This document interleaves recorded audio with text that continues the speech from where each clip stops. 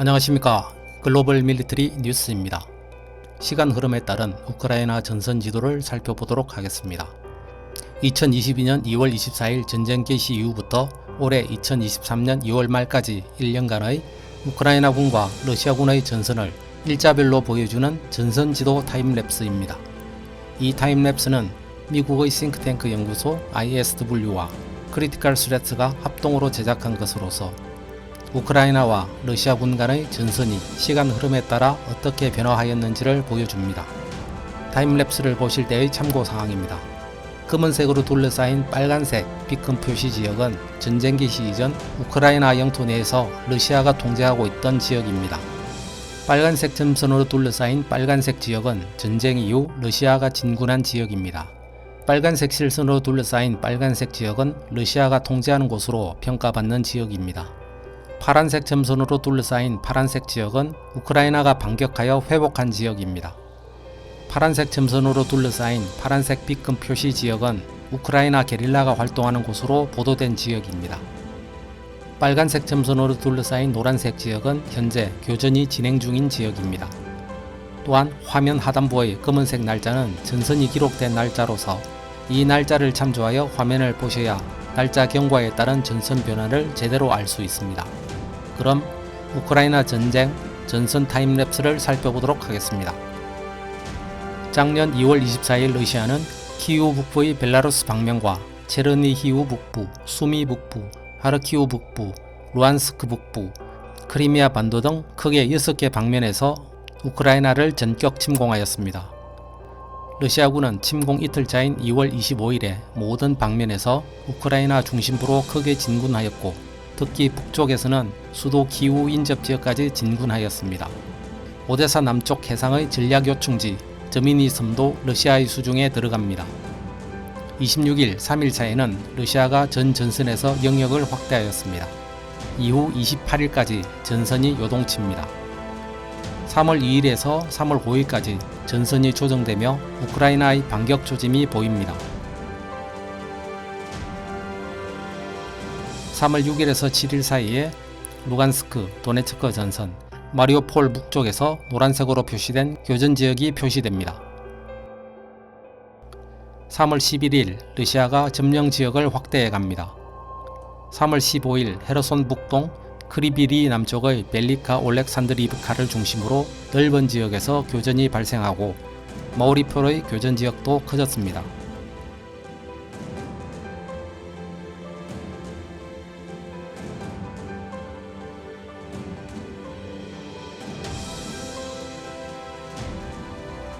3월 말까지 교착 상태이던 전선이 4월 초에 들어 큰 변화가 발생합니다.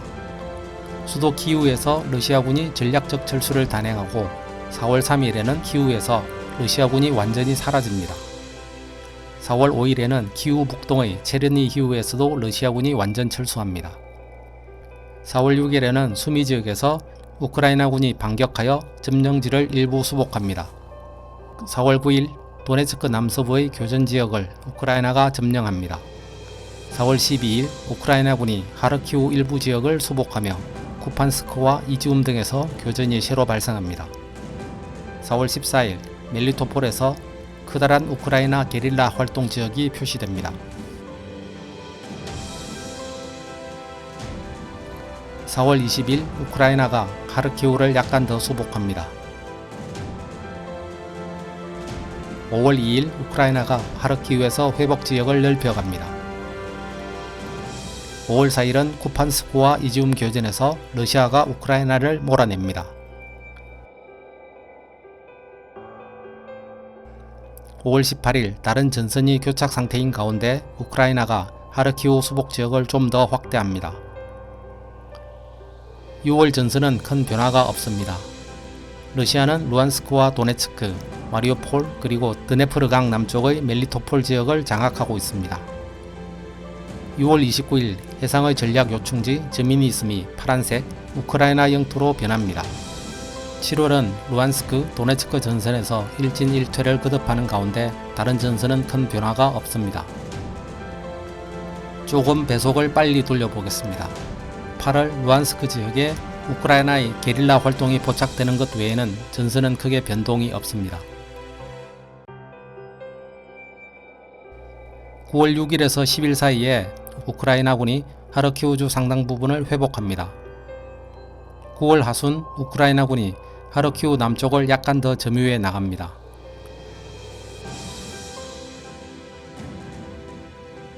10월 초 우크라이나군이 루간스크 스바토베 및 크렘민나 축선을 회복합니다. 한편으로 헤르손 오른쪽 크리비 남쪽으로 많이 진격해 내려옵니다. 10월 중순 우크라이나군이 루간스크를 좀 더 회복하고 있습니다. 한 달가량 전선은 크게 변화가 없습니다. 11월 들어 큰 변화가 일어납니다. 11월 7일부터 12일 사이에 우크라이나군이 드네프르강까지 진격하여 상당한 크기의 헤르손 지역을 완전 수복합니다. 드네프르강을 사이에 두고 어느 정도 전선이 고착화됩니다. 이후 전 지역에서 큰 변화 없이 전선이 유지됩니다. 전선은 교착 상태입니다. 배속을 빨리 돌려보겠습니다. 전선은 2월까지 거의 변화가 없으며 영상에 더 이상 나오지는 않지만 3월 하순인 지금까지 작년 11월 이후의 전선이 그대로 유지된 상태입니다.